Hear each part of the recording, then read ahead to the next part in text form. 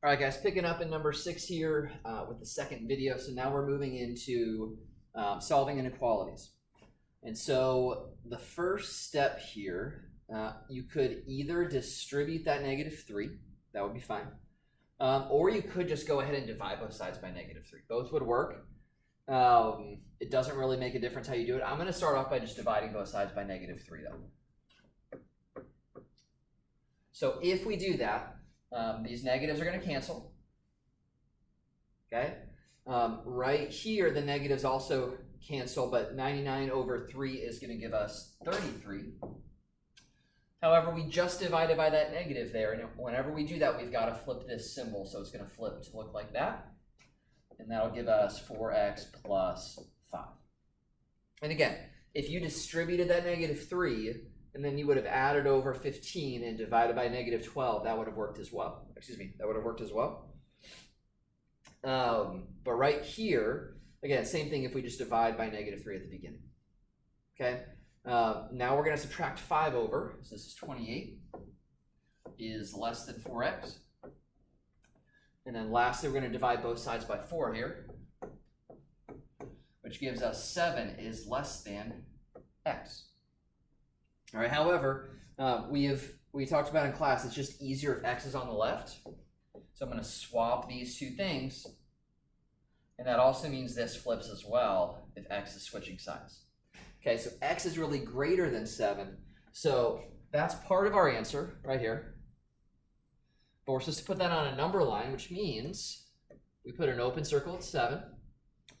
We shade to the right of 7.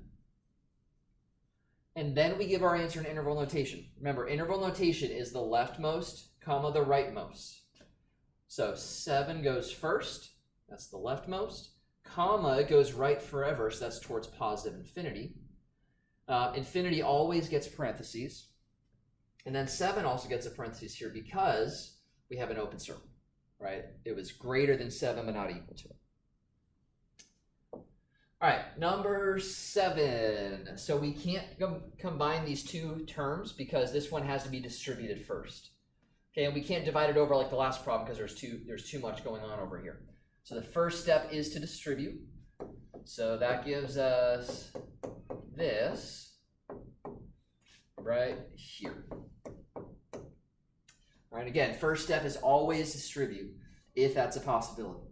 The next step is to combine like terms. We have 2 of those. They are on the same side of this inequality symbol. So I'm gonna just combine them again. I'm not adding it over here. So we get -5x plus 6 is greater than or equal to 10 minus 4x. The next step is to get the variables on the same side. You could either add over the 5x or add over the 4x. I'm going to choose to add over the 4x. Yours will look a little bit different if you added over the 5, but you should get the same answer at the end. Okay, so those will cancel. These add up to -1x, and we bring the rest of that down. So bring down the plus 6 is greater than or equal to 10. All right, our next step, we want to get x by itself, so subtract the 6. Then our last step is to divide both sides by that -1. But again, if you're going to divide by a negative at any point in this process here, you have to flip this right here. And so at the very end, we're going to get positive x is less than or equal to, this would give us -4. Okay, so that is one way to write the answer. But we are also supposed to plot that on the number line. So it's equal to -4, so we fill it in, and we shade to the left, right? It's pointed to the left there. So we shade to the left. Now our interval, from left to right here, so left forever is -infinity. The rightmost value is going to be -4. And so that is our answer right there in interval notation. Number 8. So there was a typo on the test review. So there was a 3 right there that's not supposed to be there. Okay, so this is what it should look like right here. Okay, so we've got an absolute value function. Remember, those before any transformations, that looks like this right here. it's got a slope of +1 to the right, a slope of -1 to the left. Now, we're going to flip this upside down, move it left 1 and up 3. Remember, whatever's inside goes left to right. A plus is left, a minus is right. Outside, a plus is up, a minus is down. Okay, so we're going to flip this graph upside down. So if we flip it upside down, it would look like this. Okay, and then we're going to move this graph left 1 space, up 3 spaces. So left 1 space, up 1, 2, 3. The vertex is right here. And I would encourage you to use graph paper because you got to get this through the right spot on the x-axis, or just graph very carefully. So it's going to look like this. Okay, if we very carefully graph it to the right, it's going to cross at +2. And then to the left, if we go down 1, left 1, down 1, left 1, down 1, left 1, it would cross at -4. Okay, and we'll need that for the next part of the question here. All right, so this is our graph. I'm going to get rid of the yellow graph there. Now, we're asked a few questions about this. So first, when is the graph positive? So on a graph, that just means above the x-axis. All right, so when is it above the x-axis? Well, right in here. So to put the answer in interval notation, again, it's leftmost, comma, rightmost. So -4, comma 2. That's when this graph is positive. It looks like a coordinate point. It's an interval. It's saying we start at -4, we stop at 2. Now, when is this graph negative? Well, that would mean below the x-axis. So it's negative over here and over here. And remember, we want to give the x values on this interval. So this graph is headed down and left towards both of them being -infinity, and then down and right.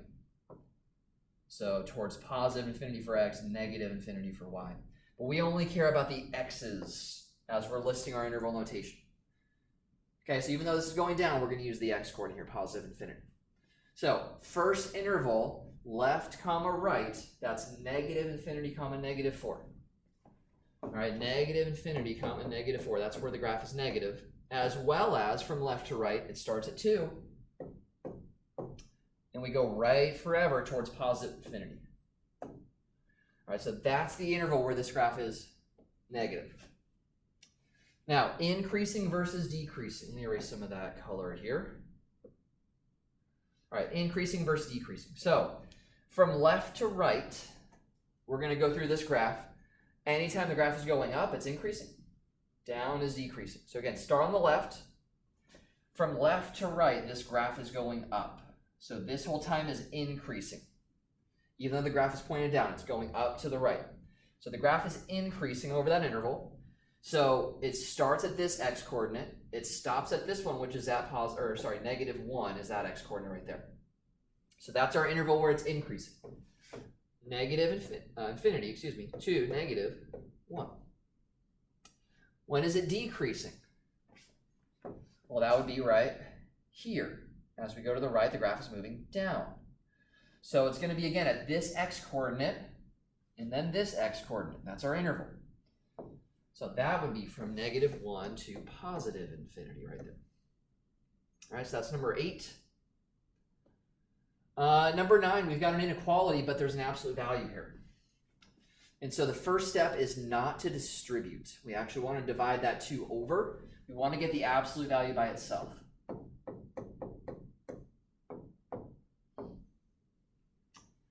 Now, this is a positive number. That's good. If it's a negative number, that's when we have to stop the problem. It's either all real numbers or no solutions at that point. Okay, but here it's a positive number, so we're good. Whenever that number's positive, you just get rid of the absolute values. So you write the same expression without the absolute value. And then you write a second one, but you change 2 things. You swap the less than for a greater than, and the 2 for a -2. Now we're going to solve both of these. So subtract 1 from both sides.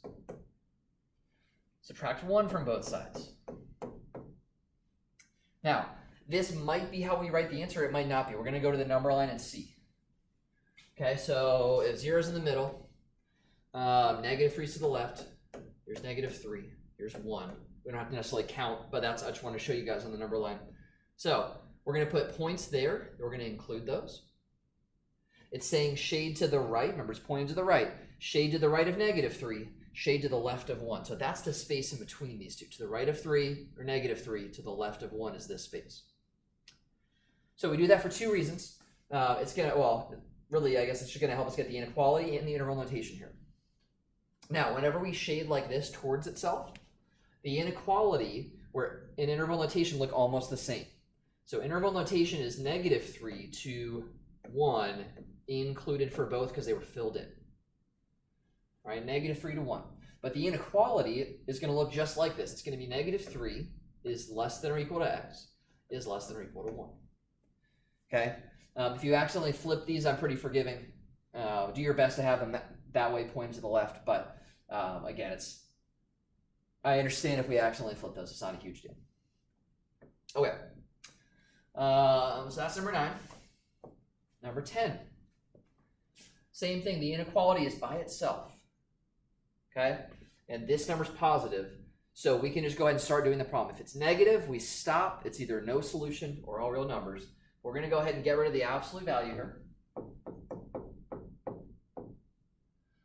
And then the second one we write is 2x minus 4 is less than negative 8.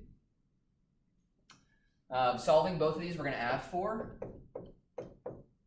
Add 4. Divide everything by a 2. X is greater than 6. X is less than negative 2. So let's see if we're going to write it like this or if we're going to condense it down like the last problem where we had it as one expression over here. So negative numbers go first, open circle. Positive numbers go last, open circle, because they were not equal to the numbers. Not equal to. All right, so it says shade to the left of negative 2. So we're going to shade that way. Shade to the right of 6, shade that way. All right, so this is a case we can't condense this down to a single interval because there are two different intervals here. So we're going to leave this answer as is. We're just going to write x is less than negative 2, x is greater than 6. Okay, so that's inequalities. Interval notation, again, it will be two intervals here. Left comma right. Left comma right, 6 comma infinity, and we're supposed to put the union in between. All right, so that's it for 6 through 10. Hopefully I get around to making the rest or the last video tomorrow morning, but either way, stay flawless.